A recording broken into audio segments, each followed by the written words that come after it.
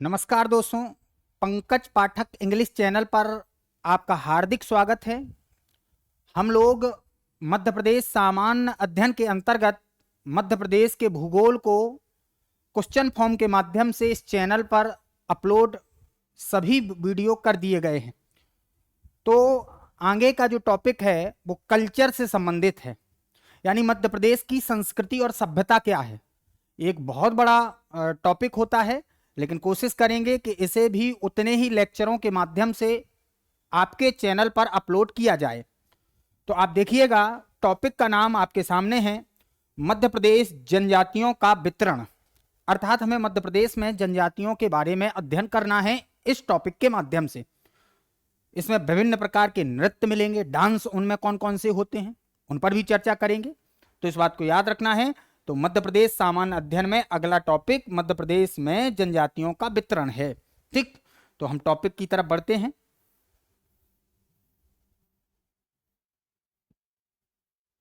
ठीक है, पहला टॉपिक है, आप लोग सॉल्व कीजिएगा।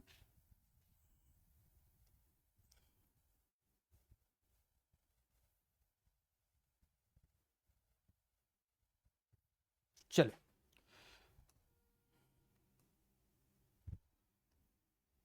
देखिए, निम्नलिखित में से कौन सी मध्य प्रदेश की एक जनजाति नहीं है। ट्राइबल के बारे में पूछा है कि कौन मध्य प्रदेश से संबंधित नहीं है, इसका आपको आंसर देना है। आंसर दें। सबसे पहली जनजाति लिखी है गोंड, अगली जनजाति लिखी है भील, अगली जनजाति लिखी है भोटिया, अगली जनजाति लिखी है बेगा। आप लोग आंसर दें इसका, फिर हम इसको डिस्क्राइब करते हैं आपके साथ। निम्नलिखित में से कौन सी मध्य प्रदेश की एक जनजाति नहीं है, इसके बारे में आपको बताना है।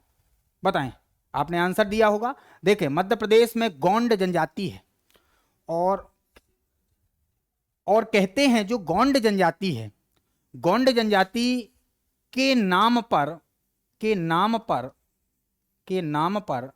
एमपी का नामकरण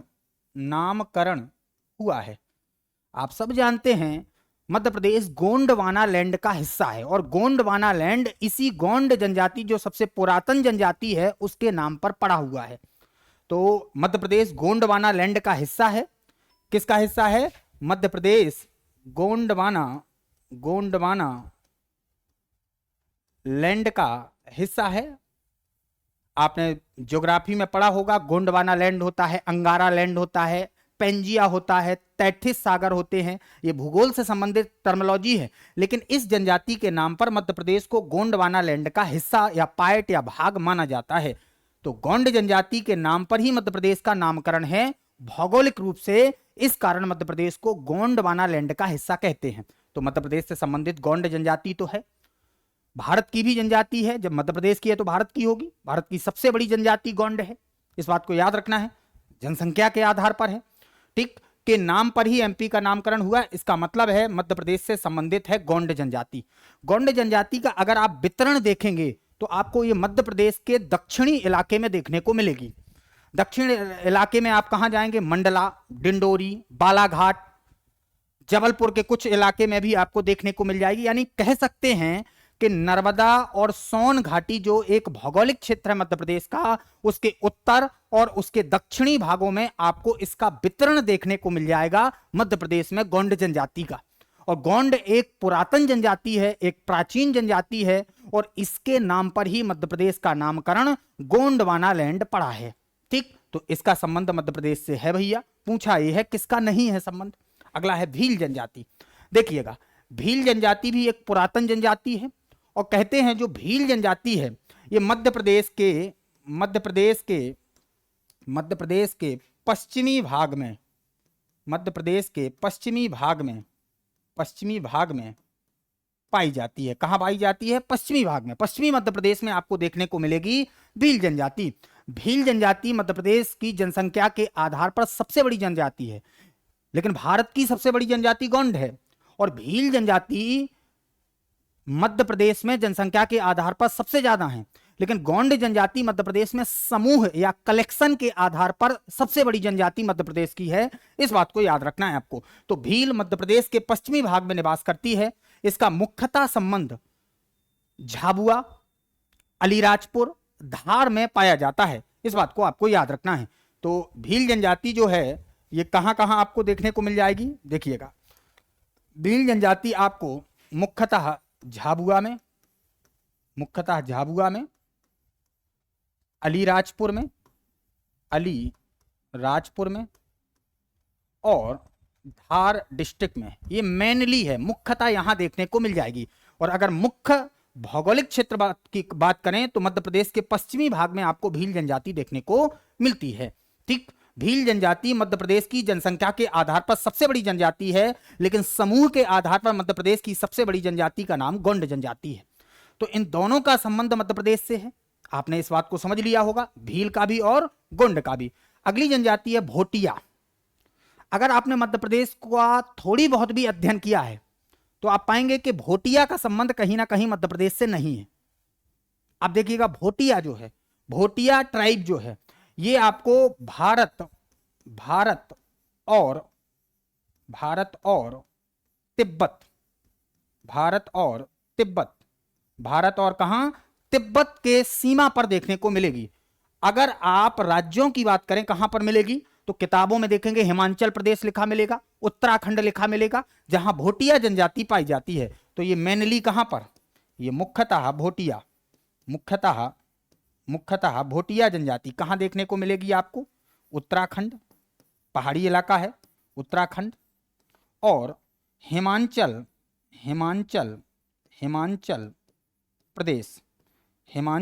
प्रदेश, इन दो स्टेटों में मुख्यतः आपको भोटिया जनजाति देखने को मिलेगी। तो इसमें कहीं मध्य प्रदेश आया क्या, नहीं आया। इसका मतलब है ये भारत और तिब्बत की सीमा पर पाई जाने वाली जनजाति है, इसका संबंध कहीं ना कहीं मध्य प्रदेश से नहीं है। बेरियर एल्विन नाम के एक व्यक्ति हुए हैं, और बेरियर एल्विन एक पुस्तक का नाम भी है, और कहीं ना कहीं द बेगा उसी से संबंधित है। तो बेगा का संबंध, इसका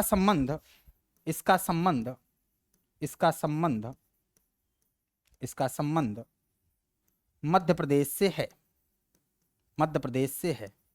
इसका निवास स्थान जो है वो बेगाचक माना जाता है। क्या माना जाता है, बेगाचक। बैतूल से रिलेट करके हम इसे पढ़ते हैं मुख्यतः। कहां से रिलेट करके, बैतूल जिले, जहां मुल्ताई आपका क्षेत्र है, जहां से ताप्ती नदी निकलती है। तो दोस्तों आप इसका आंसर बता दिए होंगे हमारे अनुसार।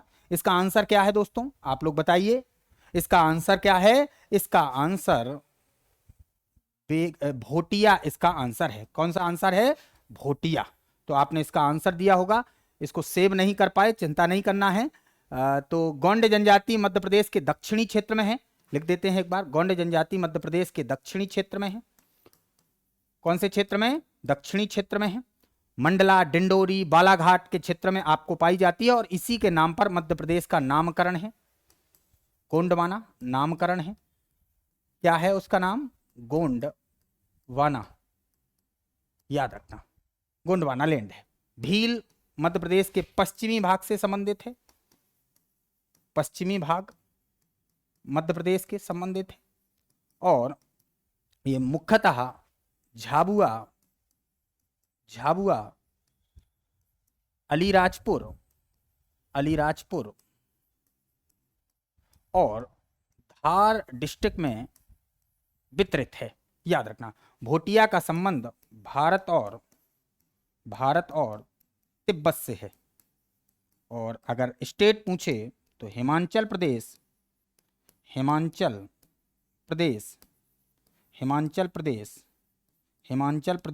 और उत्तराखंड से संबंधित है। और बेगा का संबंध मध्य प्रदेश से है, और ये मेनली बैतूल से रिलेट करके इसको पढ़ते हैं। इसका अलावा और भी पाई जाती है, मंडला में भी होती है, डिंडोरी में भी ये जनजाति का वितरण है, और बेगाचक इसका निवास स्थान कहलाता है, बेगाचक। आप लोग समझ गए होंगे। तो इसका आंसर क्या है, भोटिया मध्य प्रदेश की जनजाति नहीं है। ठीक, तो अब देखिएगा, अब हम अगले प्रश्न की तरफ बढ़ते हैं। देखिएगा, अब आपको पूरे पीपीटी फॉर्म में मिलेंगे चैनल पर, तो आपको चैनल को विजिट करना है, इसी में लिंक दी गई होगी डिस्क्रिप्शन में, वहां पर जाकर आप चैनल से ज्वाइन हो जाएं या जुड़ जाएं और वहां पर सभी पीडीएफ आपको जो अभी इस चैनल पर चल रहे हैं उनकी पीपीटी के फॉर्म में आपको मिल जाएगी और सॉल्व भी रहेगा उसमें। ठीक है, अब देखें अगले प्रश्न की तरफ बढ़ते हैं। प्रश्न है भील शब्द का अर्थ क्या है? क्या भील शब्द का अर्थ त्रिशूल है? बिल्कुल नहीं है भैया। क्या भील शब्द का अर्थ शिकार है? बिल्कुल नहीं है। क्या भील शब्द का अर्थ सैनिक है? बिल्कुल नहीं है। तो इसका आंसर क्या हुआ? धनुष हुआ। आप सब जानते हैं भील जनजाति जो होती है, भील जनजाति को टॉलमी ने तीरंदाज कहा है और कर्नल टॉड ने इसको वनपुत्र की संज्ञा दी है। भील जनजाति को याद रखना है। तो भील जनजाति को वनपुत्र टॉड ने कहा, वनपुत्र टॉड ने कहा, और टॉलमी ने इसको क्या कहा? तीरंदाज। तीरंदाज किसने कहा? टॉलमी ने कहा। तीरंदाज किसने कहा? टॉलमी ने कहा। तो भील शब्द का अर्थ धनुष या तीर कमान होता है। तो भील शब्द का अर्थ, भील शब्द का अर्थ, भील शब्द का अर्थ क्या होता है? धनुष और तीर कमान, तीर कमान होता है। तो क्या होता है? धनुष और तीर कमान होता है। इस बात को याद रखना है। तो भील शब्द का अर्थ क्या है? धनुष है। ठीक, तो इसका आंसर आपने दिया होगा। और भील जो हैं, भील मध्य प्रदेश की, एमपी की, भील एमपी की जनसंख्या के आधार पर, जनसंख्या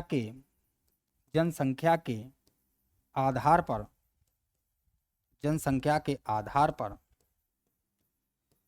सबसे बड़ी ट्राइब है या जनजाति है।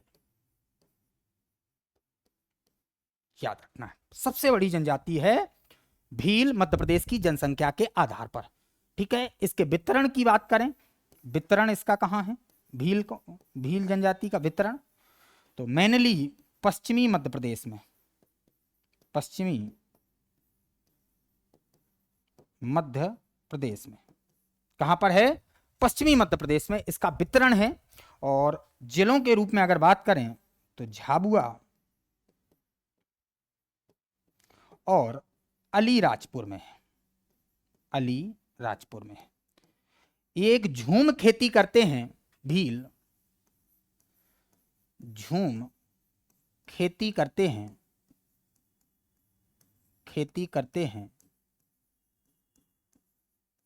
जिसे चेमाता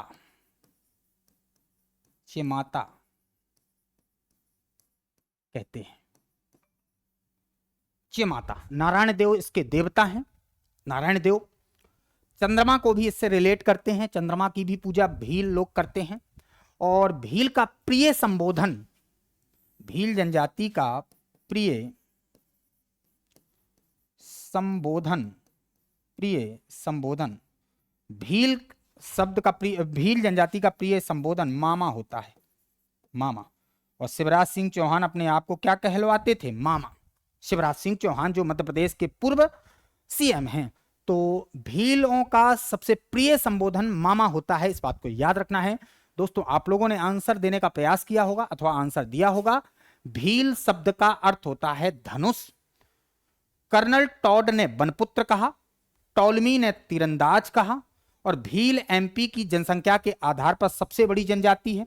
इनका वितरण पश्चिमी मध्य प्रदेश के साथ झाबुआ और अलीराजपुर जिले में पाया जाता है। इनका प्रिय संबोधन मामा होता है, इस बात को आपको याद रखना है। और एक झूम खेती करते हैं जिसको चेमाता कहा जाता है, इस बात को याद रखना है। तो आप जाने होंगे भील के बारे में कि भील का अर्थ क्या होता है? धनुष या तीर कमान होता है। ठीक दोस्तों, आपने आंसर दिया होगा इसका, ऐसा हमारा मानना है। अब हम अगले प्रश्न की तरफ बढ़ते हैं, देखिएगा।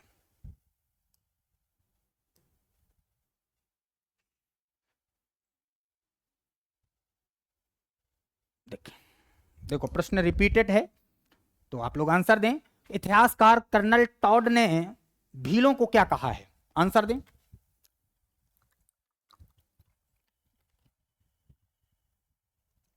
आंसर दें। इतिहासकार कर्नल टॉड ने भीलों को क्या कहा है? वन मानव नहीं कहा है भैया, वन मानव, वनपुत्र कर्नल टॉड ने ही कहा है।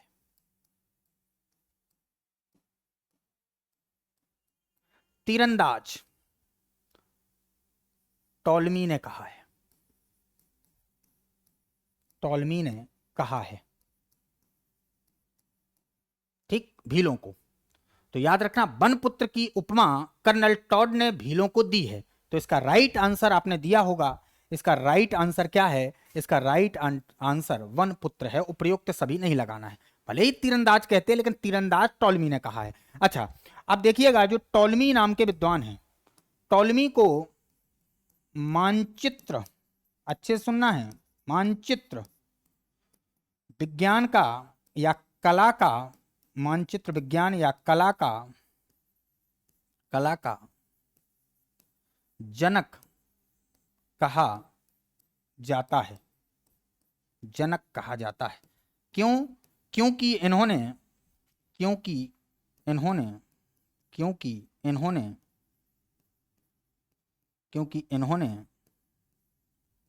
किसे बंगाल की खाड़ी या भारत को बंगाल की खाड़ी विश्व ग्लोब पर या विश्व मैप पर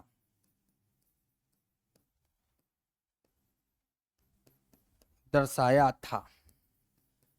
याद रखना है, ठीक। तो इतिहासकार कर्नल टॉड ने भीलों को क्या कहा? वनपुत्र की संज्ञा दी, और टॉलमी ने इनको तीरंदाज कहा। और आप सब जानते हैं भील शब्द का अर्थ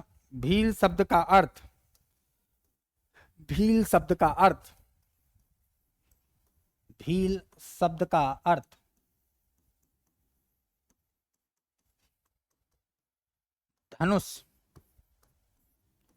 और तीर कमान होता है। तीर कमान होता है, धनुष और तीर कमान होता है, ठीक। इस बात को याद रखना है। तो इतिहासकार कर्नल टॉड ने भीलों को क्या कहा? वनपुत्र की संज्ञा दी। कर्नल टॉड ने यह कहा है, इस बात को याद रखना है। टॉलमी ने तीरंदाज कहा है। मानचित्र विज्ञान या कला का जनक इन्हें टॉलमी को कहते हैं, क्योंकि बंगाल की खाड़ी को विश्व के मैप पर दर्शाया। और भील शब्द का अर्थ धनुष या तीर कमान होता है। पश्चिमी मध्य प्रदेश में भील जनजाति पाई जाती है। मध्य प्रदेश में जनसंख्या के आधार पर सबसे बड़ी जनजाति भील है। इस बात को आपने समझा होगा, ठीक। तो दोस्तों, प्रश्न का आंसर देते रहना है। इसका आंसर क्या है? वनपुत्र, कर्नल टॉड ने कहा।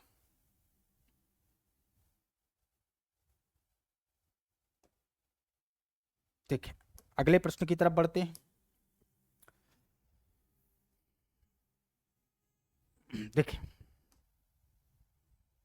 अगला प्रश्न है, मध्य प्रदेश में कंघी, कंधी नहीं कंघी, बालों वाली कंघी कला का आविष्कार जनजाति ने मानी जाती है। मध्य प्रदेश में कंघी कला की आविष्कारक जनजाति मानी जाती है। किसने आविष्कार किया है कंघी का? याद रखना है, मुड़िया नहीं है, भील भी नहीं है, कोरकू भी नहीं है। याद रखना है। तो इसका आंसर राइट क्या होगा? आपने दिया होगा बंजारा, ठीक है। सुनते हैं। बंजारा यह एक घुमंतू जनजाति है। बंजारा एक कैसी है? घुमंतू, घूमती रहती है, घुमंतू जनजाति है। बंजारा को क्या बोलते हैं? घुमंतू जनजाति कहते हैं। बंजारा का संबंध मेनली बंजारा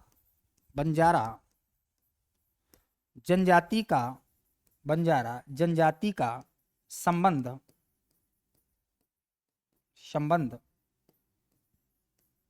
मध्य प्रदेश और राजस्थान से है। और बंजारा, बंजारा जो बंजारा होते हैं, बंजारा मध्य प्रदेश की सीमाओं पर, सीमाओं पर निवास करती है। बंजारा में एक प्रसिद्ध नृत्य होता है, इनका नृत्य मछली नृत्य है, मछली नृत्य है, जो प्रसन्नता के साथ, जो प्रसन्नता के साथ, प्रसन्नता के साथ प्रारंभ होता एवं दुख के साथ समाप्त हो जाता,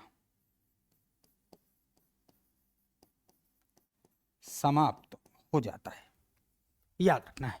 तो मध्य प्रदेश में कंघी कला का आविष्कार किस जनजाति से माना जाता है? तो बंजारा ने कंघी के आविष्कारक के रूप में जाने जाते हैं। मुड़िया मध्य प्रदेश के साउथ तरफ मिलेगी, कोरकू मध्य प्रदेश में आपको मध्य इलाके में मिल जाएगी, कुछ सीमाओं पर मिल जाएगी। और कोरकू में आपको पता है चटकोरा नामक नृत्य बड़ा फेमस होता है। और मछली नृत्य का संबंध कहीं ना कहीं मध्य प्रदेश में बंजारा जनजाति से है, जो प्रसन्नता के साथ प्रारंभ होता है एवं दुख के साथ समाप्त हो जाता है। इस बात को याद रखना है। तो ये थी आपकी बंजारा जनजाति, जो मध्य प्रदेश की सीमाओं पर निवास करती है। बंजारा जनजाति का संबंध मध्य प्रदेश और राजस्थान से है। चूड़ियां पहनने में बड़े प्रसिद्ध माने जाते हैं, यहां तक चूड़ियां पहनते हैं हाथों में इस जनजाति के लोग। और बंजारा मध्य प्रदेश की सीमाओं पर निवास करती है। यह एक घुमंतू जनजाति है। बंजारा जनजाति का संबंध मध्य प्रदेश और राजस्थान से है। और मध्य प्रदेश में कंघी कला का आविष्कारक बंजारा जनजाति को माना जाता है। दोस्तों, आपने इसका आंसर दिया होगा। चलें आगे बढ़ते हैं अगले प्रश्न की तरफ। ठीक है, इसका आंसर दें। प्रश्न आपके सामने है, आंसर देना है आपको।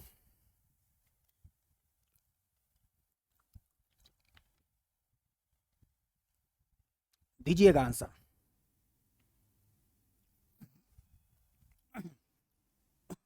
देखिएगा, सेतम नृत्य किस जनजाति से संबंधित है? सेतम नृत्य किस जनजाति से संबंधित है? बताएं आंसर, आंसर दें।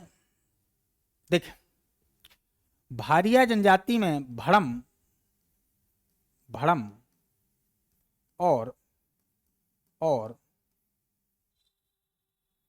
सेतम नृत्य होता है। आंसर तो मिल गया है आपको। कोरकू में चटकोरा नृत्य होता है।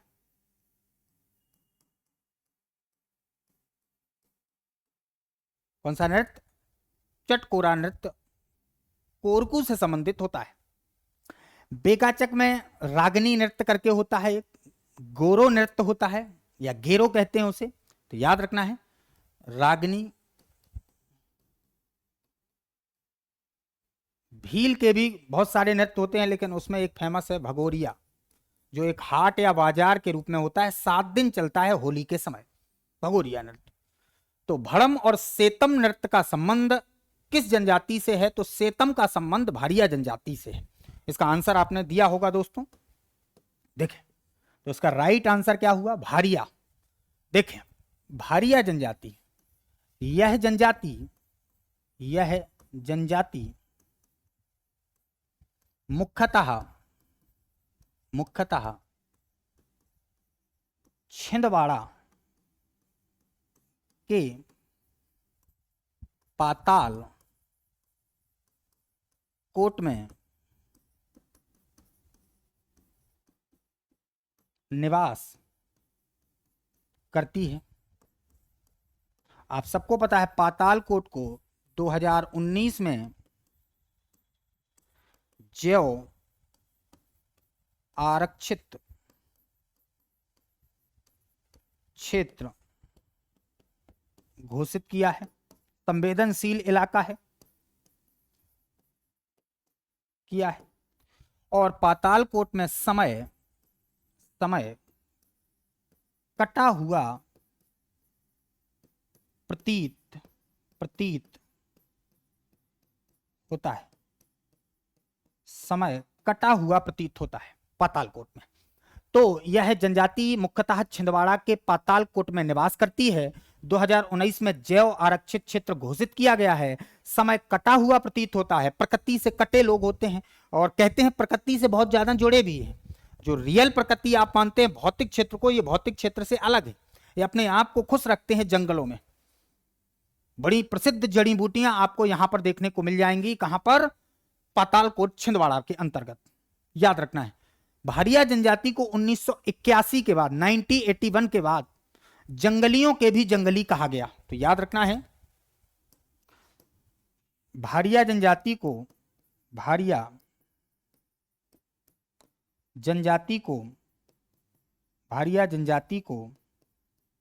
1981 में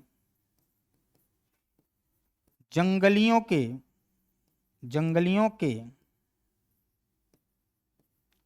जंगली कहा गया है, जंगली कहा गया है। क्यों? क्योंकि ये जंगल में ही अपने आप को सुरक्षित पाते हैं, भारिया जनजाति। अब मध्य प्रदेश की 3 जनजातियां अति पिछड़ी जनजातियां हैं। आपने सुना होगा सहरिया, भारिया। सहरिया भी है, भारिया भी है। तो ये आपकी क्या है?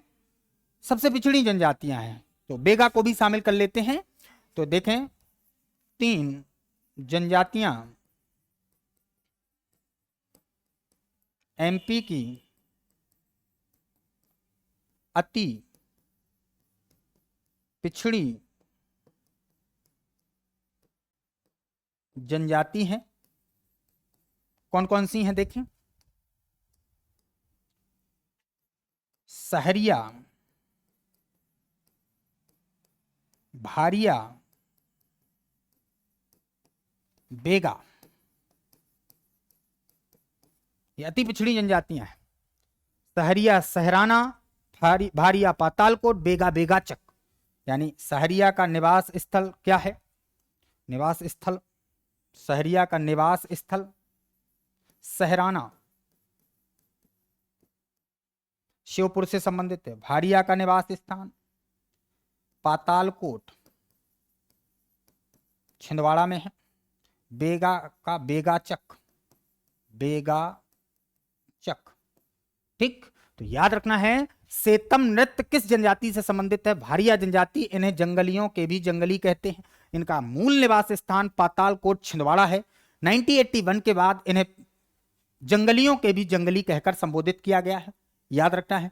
तो सेतम और भड़म नृत्य का संबंध भारिया जनजाति से है। इसका आंसर आप लोगों ने दिया होगा दोस्तों। अब हम आगे बढ़ते हैं। अगला प्रश्न देखें। मध्य प्रदेश की निम्नलिखित जनजातियों में से किसकी सांस्कृतिक पहचान भगोरिया नृत्य शैली है? ये आ गया है। बेगा नहीं है भैया, रागनी वगैरह होते हैं, और भी बहुत सारे नृत्य होते हैं। ठीक है। भील भी नहीं है, भील है, सॉरी, भील में ही भगोरिया हाट होता है। भगोरिया नृत्य, या इसी को भगोरिया हाट के नाम से, हाट या बाजार के नाम से जानते हैं। सहरिया भी नहीं है। सहरिया में आपको इंद्रपरी नाम का एक नृत्य मिलता है, इंद्रपरी नृत्य। गोंड भी नहीं है, गोंड में बहुत सारे नृत्य होते हैं, लेकिन भगोरिया नृत्य का संबंध गोंड से नहीं है।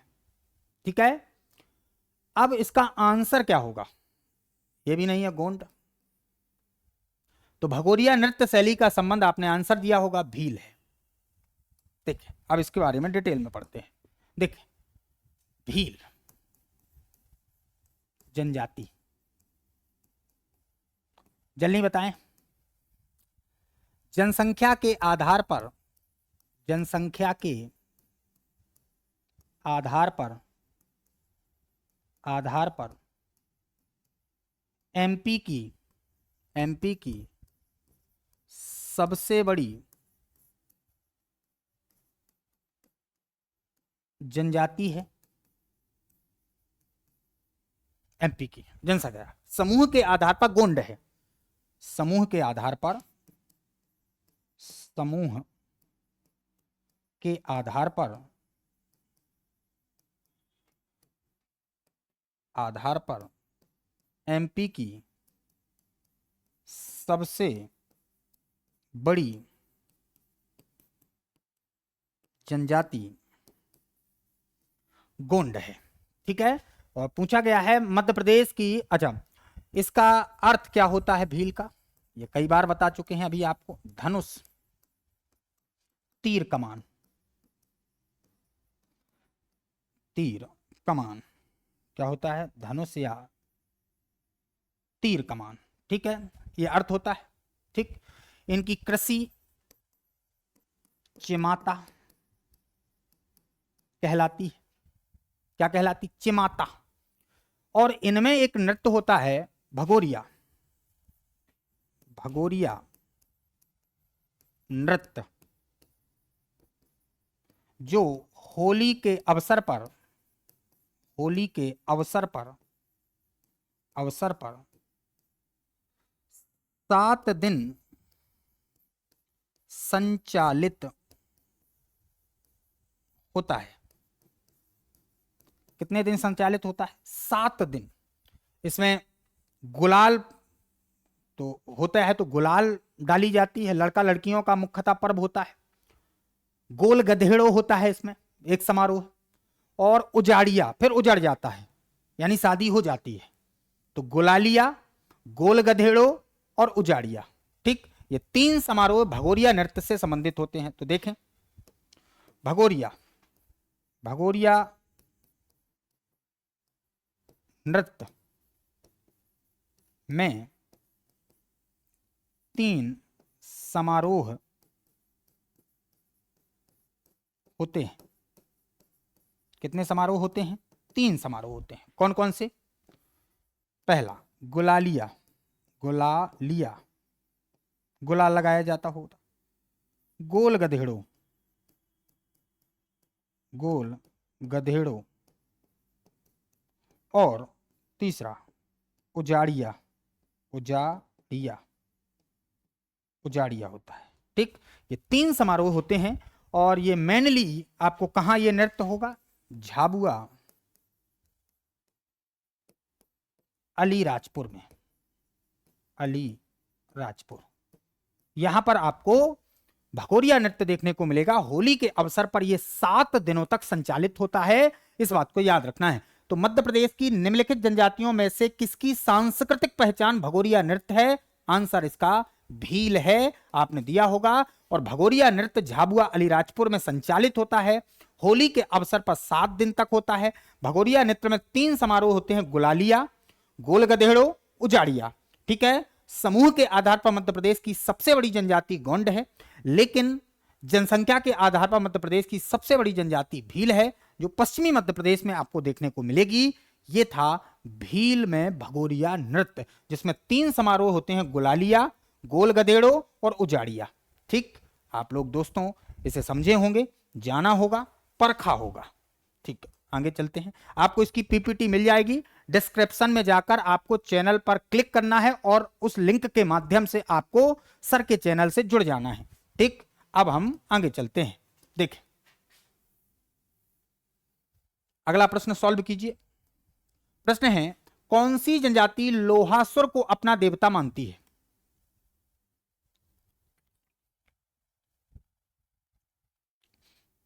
जल्दी आंसर दें।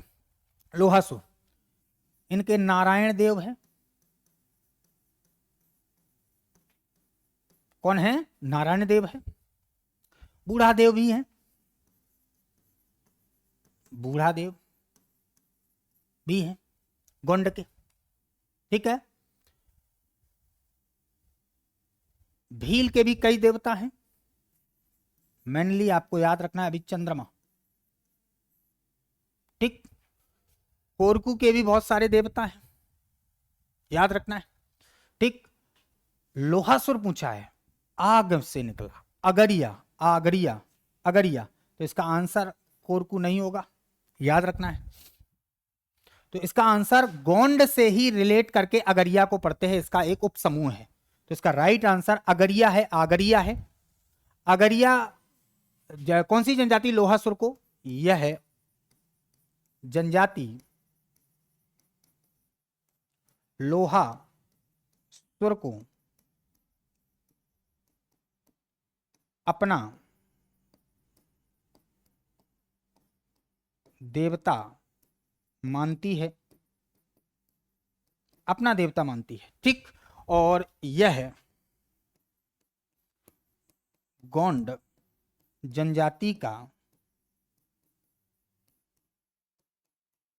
समूह है। ठीक, आग की भट्टी में निकलते हुए बताया गया लोहासुर नाम के देवता को, जिनका संबंध अगरिया से है, जो गोंड का एक समूह है अगरिया।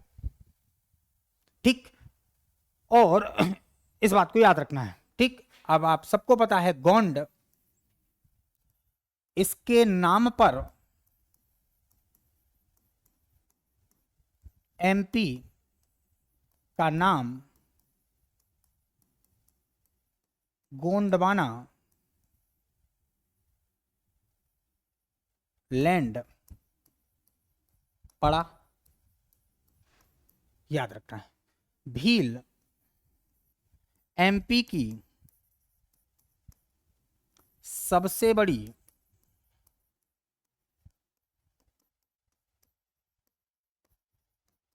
जनजाति है, पश्चिमी मध्य प्रदेश से निवास करती है। ठीक, कोरकू, इसे अभी याद रखना है, चटकोरा का संबंध इसी से है, चटकोरा नृत्य का संबंध इसी जनजाति कोरकू से है। और अगरिया के देवता लोहासुर को अपना देवता मानती है, और यह गोंड जनजाति का समूह है। तो अगरिया, यह जनजाति लोहासुर को अपना देवता मानती है। ठीक दोस्तों, आप लोगों ने आंसर दिया होगा, इसका आंसर क्या है? अगरिया। ठीक, चले अगले प्रश्न की तरफ बढ़ते हैं।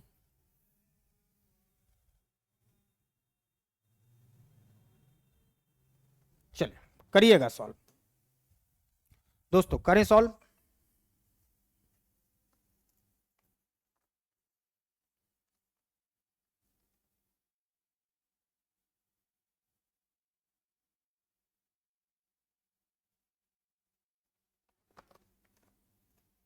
सॉल्व कीजिएगा।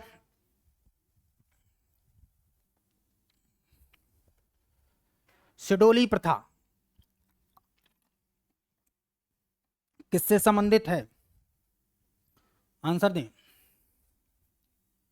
सिडोली प्रथा का संबंध किससे है? भगोरिया नृत्य का संबंध, या भगोरिया हाट का संबंध, या समारोह का संबंध इससे है। संताल से कोई लेना देना नहीं है भैया। सहरिया इंद्रपरी,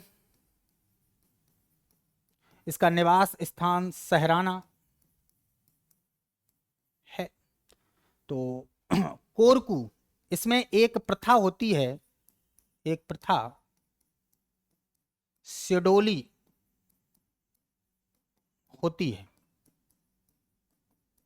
कौन सी प्रथा होती है? सिडोली प्रथा होती है। सॉल्व कीजिएगा इसको। सिडोली प्रथा, इसमें क्या होता है? यह कोरकू का या कोरकू जनजाति का मृतक संस्कार है। मृतक संस्कार है। कौन सा संस्कार है? मृतक। इसमें मृतक को दफनाया जाता, फिर लकड़ी का स्तंभ बना दिया जाता है। लकड़ी का स्तंभ बनता है, उसी को सिडोली प्रथा कहते हैं। तो सिडोली प्रथा का संबंध कोरकू जनजाति से है, इस बात को याद रखना। तो इसका राइट आंसर कोरकू होगा। सहरिया जनजाति बहुत कुपोषित जनजाति है, कुपोषित जनजाति है, इसलिए अति पिछड़ी जनजाति है, कुपोषित जनजाति है, याद रखना है। ठीक है दोस्तों, आंसर दिया होगा, इसमें ज्यादा जानने की आवश्यकता नहीं है, क्योंकि भील के बारे में हम डिटेल में पिछले प्रश्नों के माध्यम से आपको समझा चुके हैं। ठीक, चलिए, तो सिडोली प्रथा का संबंध कोरकू जनजाति से है, जो मृतक संस्कार है उनका। देखें, हाँ, ये बड़ा अच्छा प्रश्न आया है संविधान से रिलेट करके। संविधान की किस अनुसूची के मध्य प्रदेश के आदिवासी क्षेत्रों को श्रेणीबद्ध किया गया है? थोड़ी प्रिंट में गलती है। संविधान की किस अनुसूची में, संविधान की किस अनुसूची में मध्य प्रदेश के आदिवासी क्षेत्रों को श्रेणीबद्ध किया गया है? बताएं आप। देखिए, 5वीं और 6वीं अनुसूची में जनजातीय क्षेत्रों का वर्णन है और दोनों ऑप्शन में है। तो आदिवासी क्षेत्रों का मध्य प्रदेश का वर्णन किस अनुसूची में है? तो इसका राइट आंसर 6वां नहीं होगा, क्योंकि असम, त्रिपुरा, मेघालय और मिजोरम से रिलेट है। उसको छोड़ देंगे तो सब 6वीं अनुसूची में जनजातीय क्षेत्र आ सकते हैं, लेकिन मध्य प्रदेश की किस अनुसूची, मध्य प्रदेश की, प्रश्न पूरा गड़बड़ लिखा है, मध्य प्रदेश की किस अनुसूची में, संविधान की किस अनुसूची में मध्य प्रदेश के आदिवासी क्षेत्रों को श्रेणीबद्ध किया गया है? संविधान की किस अनुसूची में पूछा है? मध्य प्रदेश के आदिवासी ट्राइबल एरिया को श्रेणीबद्ध किया गया है। 11वीं नहीं है, ये पंचायत से रिलेटेड है। और तो इसका राइट आंसर क्या होगा? 5वां। अनुसूचित जाति और जनजातीय क्षेत्रों का वर्णन कहां है? अनुसूची 5 में है। तो जो आदिवासी क्षेत्र मध्य प्रदेश के होंगे वो संविधान की 5वीं अनुसूची में शामिल होंगे। चलो, अब हम कुछ बातें आपको पढ़ाने का प्रयास करते हैं। देखिएगा, जो अनुसूचित जाति की परिभाषा अनुच्छेद 366 के सब्क्लॉज 24 में है। देखिए अगला, अनुसूचित जनजाति ट्राइबल की परिभाषा संविधान के अनुच्छेद 366 के सब्क्लॉज 25 में है। ठीक, अगली बात, अनुसूचित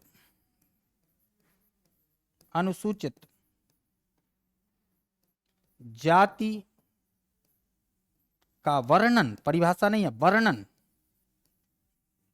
अनुच्छेद या विवरण, अनुच्छेद या विश्लेषण अनुच्छेद 341 में है। अनुसूचित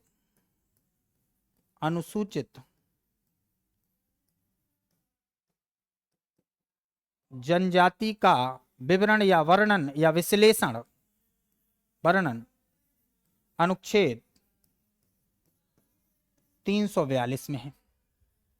ठीक, आंसर दें आप। संविधान की किस अनुसूची में मध्य प्रदेश के आदिवासी क्षेत्रों को श्रेणीबद्ध किया गया है? तो इसका आंसर है अनुसूची 5। याद रखना है, जितने भी आदिवासी क्षेत्र हैं, जनजातीय क्षेत्र हैं और जातीय क्षेत्र हैं अनुसूचित, शेड्यूल्ड, वो आपको अनुसूची 5 में मिलेंगे। और इसमें असम, त्रिपुरा, मेघालय और मिजोरम को छोड़कर मिलेंगे, जितने होंगे, याद रखना है। ठीक, उस चीज को आप समझ रहे होंगे, 5वीं और 6वीं की बात है। 11वीं अनुसूची में आपको पंचायत मिलेगी, पंचायत।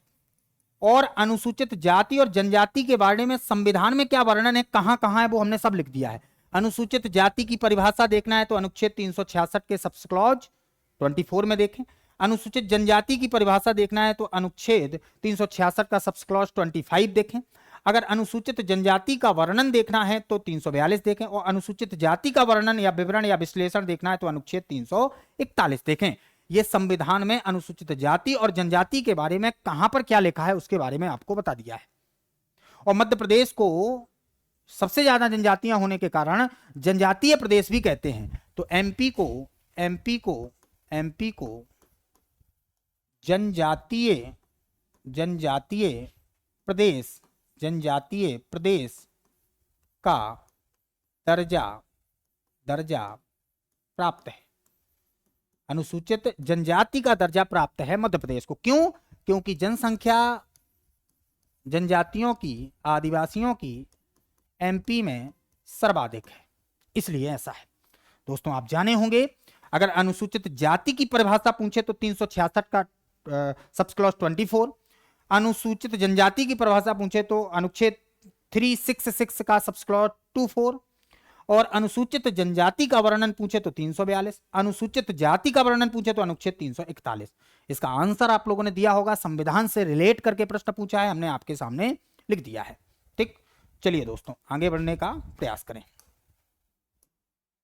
अगला प्रश्न देखिए, छिंदवाड़ा का पातालकोट किस जनजातियों का निवास स्थान है? छिंदवाड़ा, देखो दक्षिणी क्षेत्र में आपको गोंड जनजाति मिल जाती है। अब दो दो ऑप्शन है इसलिए ऐसा है। देखो सहरिया आपको श्योपुर में मिलेगी, श्योपुर, कुपोषित जिला होता है श्योपुर, और इसका जो निवास स्थान है वो सहराना है, सहराना है। खासी गारो उत्तर पूर्वी भारत में मिलेंगे, उत्तर पूर्वी भारत में मिलेंगे, उत्तर पूर्वी भारत में मिलेंगे। कोरकू का संबंध साउथ और मध्य एमपी से है, ठीक है, तो ये एमपी में है और इसका संबंध छिंदवाड़ा से नहीं है। छिंदवाड़ा मध्य और पूर्व में थोड़ी बहुत आपको साउथ में मिलेगी। ठीक, तो छिंदवाड़ा का पातालकोट हम समझा चुके हैं संभवतः। पातालकोट में समय कटा हुआ प्रतीत होता है, क्योंकि ये प्रकृति से जुड़े हुए हैं। समय कटा हुआ प्रतीत होता है, प्रकृति के इतने नजदीक है पातालकोट। तो इसका आंसर छिंदवाड़ा का पातालकोट किस जनजातियों का निवास स्थान है? आपने आंसर दिया होगा गोंड। ठीक, गोंड के बारे में हम डिटेल में पढ़ा चुके हैं पिछले प्रश्न में, और भारिया को भी हम डिटेल में पढ़ा चुके हैं पिछले प्रश्न में। ठीक, गोंड जो है आपकी कहां मिलेगी? दक्षिणी एमपी में, दक्षिणी एमपी में मेनली कहां पर? मंडला, बालाघाट, डिंडोरी, छिंदवाड़ा, और जो भारिया है वो आपको पाताल कोट में, जो छिंदवाड़ा में पड़ता है। अब पांडुरना भी बन गया है छिंदवाड़ा से अलग होकर, तो पांडुरना में भी भारिया जनजाति होगी। तो आप समझ पाए होंगे दोस्तों, छिंदवाड़ा का पातालकोट किस जनजातियों का निवास स्थान है? गोंड और भारिया का। आपने इसका आंसर दिया होगा, ज्यादा इसमें डिस्क्राइब करने की आवश्यकता नहीं है, क्योंकि पिछले प्रश्नों में इसका आंसर आपको बहुत मिल चुका है कंटेंट के माध्यम से। चल आगे चलते हैं भाई, चलें, देखिएगा। प्रश्न है, गोहिया पंचायत किस जनजाति में प्रचलित है? गोहिया पंचायत बताएं आप, किस जनजाति में समझ रहे हो? गोहिया नाम की एक पंचायत होती है, आंसर दें। सहरिया नहीं है आंसर, आपको पता है ये श्योपुर में है। सहराना क्षेत्र है, मुकद्दम से जोड़कर देखते हैं, पूर्वा कहते हैं इसके मोहल्लों को, ठीक है, पूर्वा से रिलेट करते हैं। ठीक, गोंड भी नहीं है, मुकद्दम, कोतवाल नाम का एक टर्मिनोलॉजी आता है, कोतवाल है। कोरकू भी नहीं है, कोरकू भी नहीं है। तो इसका राइट आंसर क्या है? कोल की पंचायत को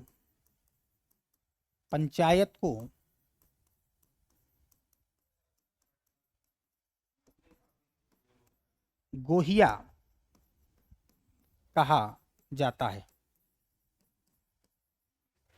ठीक, याद रखता है, आप समझ पाए होंगे। श्योपुर को एमपी का कुपोषित कुपोषित जिला कहते हैं।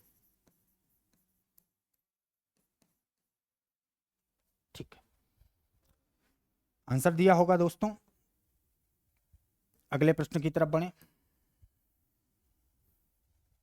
हाँ, ये देखिएगा प्रश्न क्या है। मध्य प्रदेश के 3 जिले जिनमें आदिवासी आबादी 50% है, 50%, मतलब यहां सर्वाधिक है। रीवा, सीधी, सिंगरौली नहीं होगा भैया। बैतूल, छिंदवाड़ा, खंडवा भी नहीं होगा। नीमच, रतलाम, मंदसौर भी नहीं होगा, ये जनजाति बाहुल्य इलाके नहीं होते हैं। धार, मंडला और झाबुआ ये जनजाति बाहुल्य क्षेत्र हैं। आपको यहां पर क्या मिल जाएगा, यहां पर आपको गोंड जनजाति मिल जाएगी, गोंड जनजाति। यहां पर आपको भील जनजाति मिल जाएगी, भील जनजाति मिल जाएगी। देखो कुछ आपको भारिया जनजाति मिल जाएगी, भारिया, जंगलियों के भी जंगली कहते हैं, भारिया जनजाति कहते हैं। भील शब्द का अर्थ धनुष या तीर कमान होता है। ठीक, गोंड जनजाति के नाम पर मध्य प्रदेश का नाम गोंडवाना पड़ा है। भारिया को क्या कहते हैं, जंगलियों के भी जंगली कहते हैं। भारिया जनजाति को क्या कहते हैं, देखिएगा, भारिया जनजाति को इसे जंगलियों के, इसे जंगलियों के भी जंगली कहते हैं, जंगलियों के भी जंगली कहते हैं, भारिया। तो धार, मंडला और झाबुआ में आपको सर्वाधिक जनजातियां मिलेंगी, लगभग 50% टोटल एमपी की जनजातियों का इन 3 जिलों में आपको देखने को मिल जाएंगी। धार में चले जाना है, मंडला में और झाबुआ में। भील और गोंड आपको बहुतायत में, बहुतायत मतलब बहुत ज्यादा आबादी में देखने को आपको मिलेगी। और आपको यह भी बता चुके, गोंड समूह के आधार पर मध्य प्रदेश की सबसे बड़ी जनजाति और भारत की जनसंख्या के आधार पर सबसे बड़ी जनजाति है। भील जनसंख्या के आधार पर एमपी की सबसे बड़ी जनजाति है। और भारिया को जंगलियों के भी जंगली कहते हैं। गोंड दक्षिणी मध्य प्रदेश में मिलेगी, भील पश्चिमी मध्य प्रदेश में मिलेगी और भारिया छिंदवाड़ा के पातालकोट से संबंध अपना रखती है। दोस्तों आपने आंसर दिया होगा इनका। आगे चलते हैं।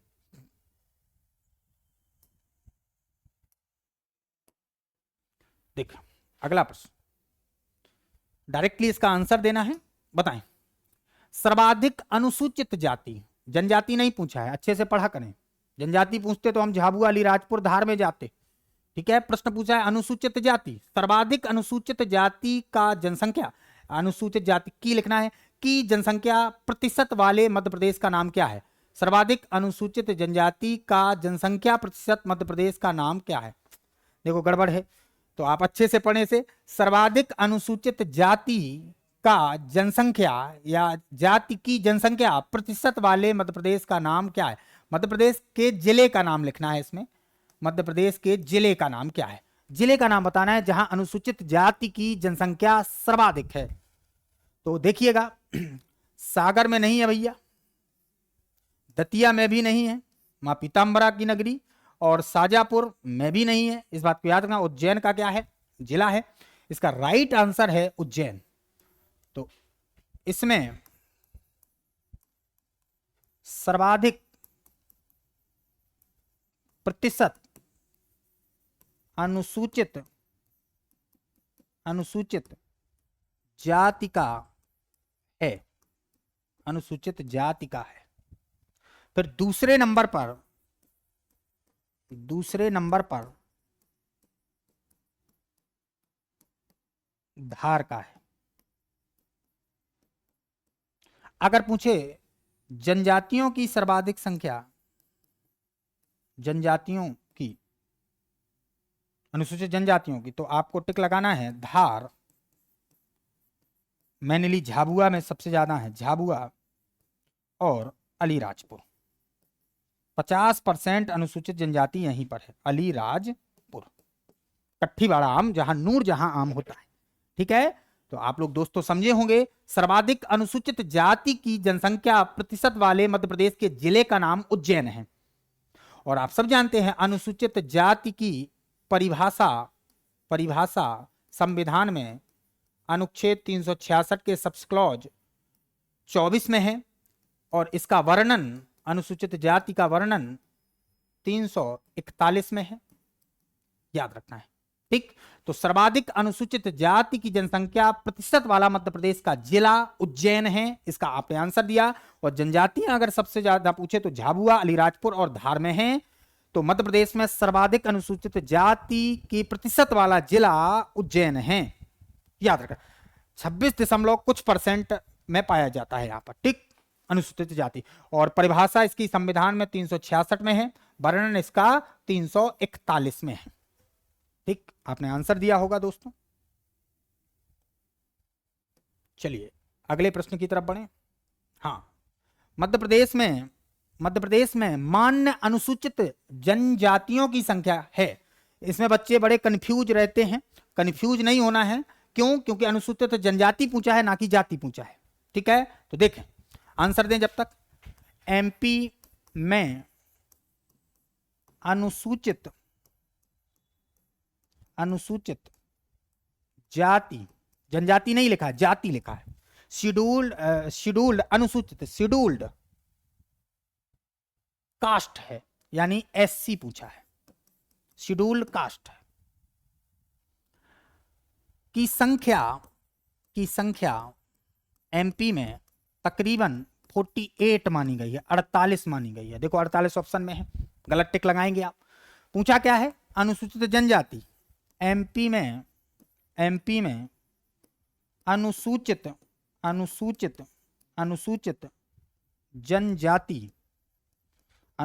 जनजाति एसटी की संख्या कितनी है? 46 है। आंसर क्या पूछा है? मध्य प्रदेश में मान्य अनुसूचित जनजातियों की संख्या कितनी है? तो 46 है। इसका राइट आंसर 46 होगा।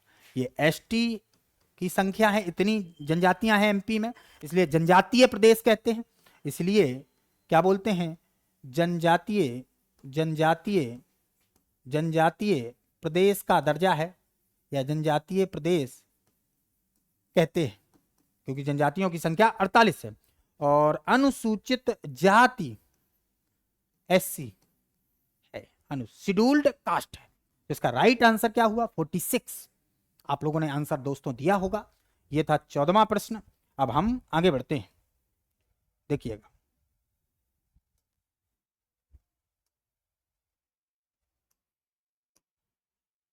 अगले प्रश्न में चलें, सॉल्व कीजिएगा दोस्तों इसको।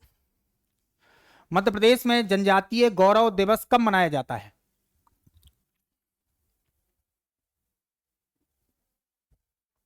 आंसर दें, डायरेक्टली आंसर देना है। जनजातीय गौरव दिवस मध्य प्रदेश में 19, देखें आंसर दें, जल्दी आंसर देना है, दे आंसर। इसका राइट आंसर है 15 नवंबर। तो जनजातीय गौरव दिवस मनाया जाता है। कहीं भी आपको फैक्चुअल समस्या जाए, आप लोग कमेंट बॉक्स में आकर हमसे पूछ सकते हैं दोस्तों, अगर कहीं पर भी आपको फैक्चुअल समस्या जाती है तो। ठीक है दोस्तों, क्योंकि एमपी में फैक्चुअल समस्याएं हो सकती हैं, इस बात को याद रखना है। और होने के पीछे कारण क्या जिम्मेदार है? वो कारण यह है कि फैक्चुअल रूप से अलग अलग बुक्स में अलग अलग कंटेंट दिया गया है।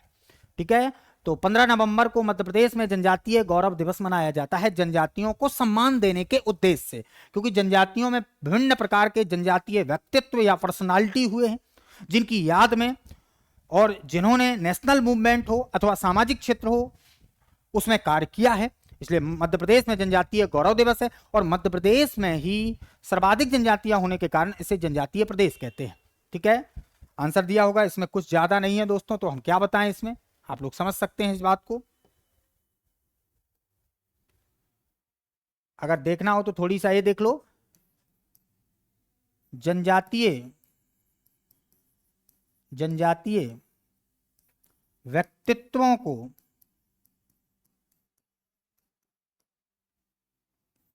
उनके या उनकी सभ्यता और संस्कृति को, उनकी सभ्यता और संस्कृति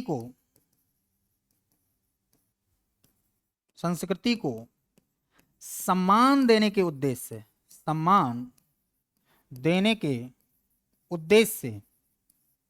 से यह दिवस मनाया जाता है। इस बात को याद रखना है। ठीक, इसका आंसर दिया होगा आपने दोस्तों। अब हम आगे बढ़ते हैं, अगले प्रश्न की तरफ चलें। देख, बैगा परंपरा के अनुसार सृष्टि के निर्माता कौन है? देखो, सोमदेव का संबंध बेगा से नहीं है, अग्निदेव का भी संबंध बेगा से नहीं है, इंद्रदेव का भी संबंध बेगा से नहीं है। तो बेगा परंपरा के अनुसार सृष्टि के निर्माता कौन हुए? ठाकुर देव हुए। देखो, इनमें बूढ़ा देव भी है, ठाकुर देव भी है। ठीक है, तो इस बात को याद रखना, कोई पीढ़ी का देवता है, कोई बीमारियों का देवता है, तो कोई सृष्टि के निर्माता का देवता है। तो ठाकुर देव, बेगा परंपरा के अनुसार सृष्टि के निर्माता कौन है? ठाकुर देव है। इन्हें इन्हें इन्हें सृष्टि का निर्माता कहा जाता है। सृष्टि का निर्माता कहा जाता है बेगा परंपरा के अनुसार ठाकुर देव को क्या कहते हैं? सृष्टि का निर्माता कहते हैं बेगा परंपरा के अनुसार। देखो, बेगा में सृष्टि के निर्माता देवता भी हैं, पीढ़ी के देवता भी हैं, जनरेशन के देवता हैं, और बीमारियों के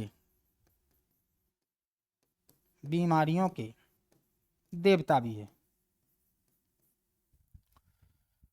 ठीक है, इस बात को याद रखना। वेगाचक इनका मूल निवास स्थान होता है। वेगाचक मूल निवास स्थान होता है, याद रखना है। ठीक, तो बेगा परंपरा के अनुसार सृष्टि के निर्माता ठाकुर देव को माना गया है। ठीक, चलिएगा अगले प्रश्न की तरफ चलें। हाँ, ठीक है, प्रश्न है, मध्य प्रदेश राज्य जनजातीय संग्रहालय भोपाल की स्थापना कब की गई? आंसर दें। 6 जनवरी 2012 गलत है। ठीक है, अगर जून लिखा है तो जून लिख लें। 6 जून 2016 नहीं है। 6 जून 2014 नहीं है। तो इसका राइट आंसर 6 जून 2013 को मध्य प्रदेश राज्य जनजातीय संग्रहालय भोपाल की स्थापना की गई। और याद रखना, इसका उद्घाटन या शिलान्यास उद्घाटन करने भारत के तत्कालीन राष्ट्रपति प्रणब मुखर्जी करने आए थे। प्रणब मुखर्जी करने आए थे। 6 जून 2013 को मध्य प्रदेश राज्य जनजातीय संग्रहालय भोपाल की स्थापना की गई, 6 जून 2013 को। ठीक, तो ट्राइबल या जनजातीय संग्रहालय कहां पर है? भोपाल में है। प्रणब मुखर्जी ने इसका शिलान्यास उद्घाटन किया था। ठीक है, इस बात को याद रखना है। चलिए, आंसर जल्दी देना है क्योंकि इनमें ज्यादा समझने वाली बातें नहीं है। अगला देखें, इंद्रपरी नृत्य किस जनजाति के द्वारा किया जाता है? आंसर दें। मुड़िया नहीं है भैया, कोल बिल्कुल नहीं है, गोंड बिल्कुल नहीं है। तो इसका राइट आंसर सहरिया, आपने दिया होगा। सहरिया इंद्रपरी नृत्य सहरिया जनजाति में होता है। तो इंद्रपरी नृत्य का संबंध सहरिया से है।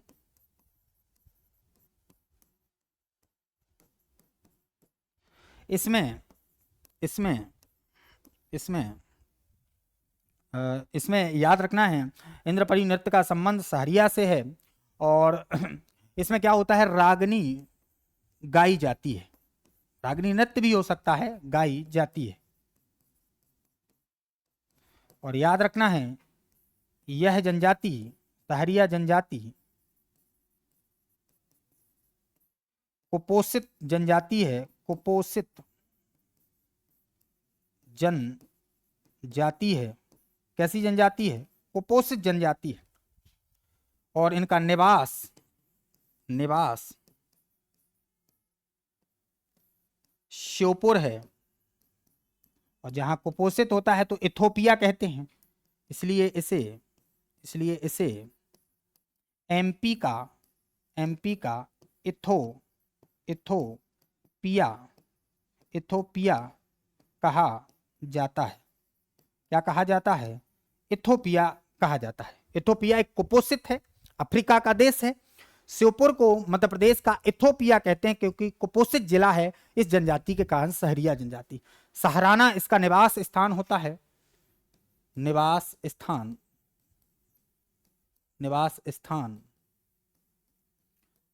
सहराना होता है, याद रखना है। ठीक, तो इंद्रपरी नृत्य किस जनजाति के द्वारा किया जाता है? सहरिया के द्वारा। ठीक, इंद्रपरी में क्या होता है ये बताया, और सहरिया जनजाति कहां निवास करती है, इसे मध्य प्रदेश का इथोपिया क्यों कहते हैं, इस पर आपके सामने हमने चर्चा कर दी है। चलिए अगले प्रश्नों की तरफ चले।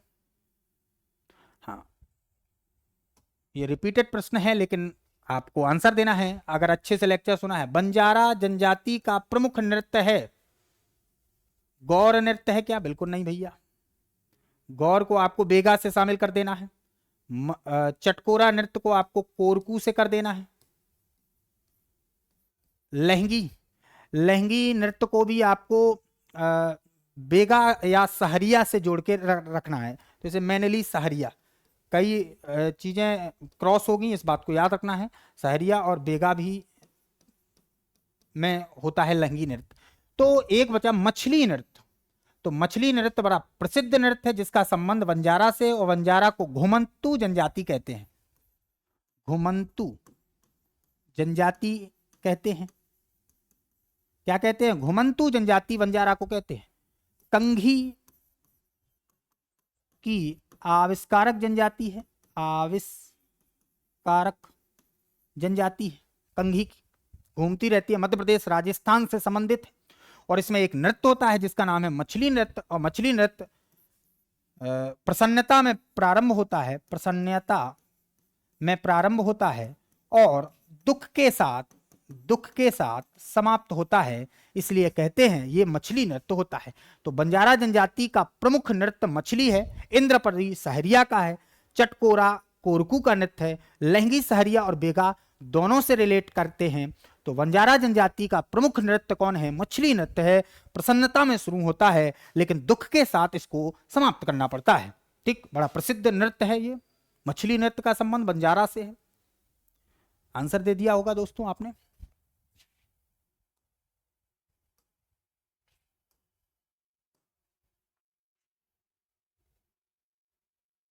देख बताएं, गोंड जनजाति का सामाजिक सांस्कृतिक अध्ययन निम्न में से किसने किया है? आर के मुखर्जी नहीं, हॉबहाउस बिल्कुल नहीं, बेरियर एल्विन नहीं, बेगा से रिलेट है। तो इसका राइट आंसर है प्रोफेसर श्यामा चरण दुबे।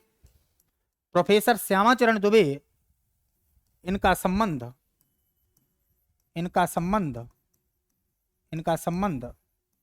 मध्य प्रदेश के नरसिंहपुर जिले से है। और आप सब जानते हैं नरसिंहपुर में कृषि में गन्ना की प्रोडक्टिविटी ज्यादा होती है, इसलिए नरसिंहपुर में गन्ना अनुसंधान केंद्र है। और नरसिंहपुर में ही बरमान घाट में, नर्मदा नदी के तट पर बरमान घाट का मेला लगता है जो 13 दिन लगता है बरमान घाट में, याद रखना है। तो प्रोफेसर श्यामाचरण दुबे ने गोंड जनजाति का सामाजिक और सांस्कृतिक अध्ययन किया है। इनका संबंध मध्य प्रदेश के नरसिंहपुर जिले से है और नरसिंहपुर जिले में कल्चर के रूप में बरमान घाट का मेला याद रखना है। बाकी आगे आपको मेलों से संबंधित टॉपिक मिलेगा, जो अभी कल्चर है।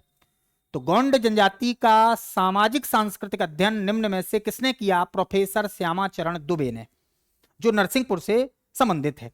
इसका आंसर दोस्तों आपने दिया होगा। चलिएगा अगले प्रश्न में चलते हैं। मध्य प्रदेश में आदिवर्त, आदिवासी नहीं लिखा है, जल्दबाजी में गलत ना कर देना है, आदिवर्त जनजातीय संग्रहालय कहां स्थित है? मध्य प्रदेश में आदिवर्त जनजातीय संग्रहालय कहां स्थित है? तो आप बताएं। पंचमढ़ी नर्मदापुरम से रिलेटेड है, नर्मदापुरम, सरदारपुर क्षेत्र आपको धार में मिलेगा, महाकालेश्वर ज्योतिर्लिंग आपको उज्जैन में मिलेगा। तो आदिवर्त संग्रहालय का संबंध खजुराहो से है। ठीक, देखें अगर आपसे पूछे आदिवासी संग्रहालय, आदिवासी संग्रहालय ये कहां पर है? छिंदवाड़ा। इसका नाम ये 1994 में स्थापित हुआ था और 1997 में इसका नाम बादल भाई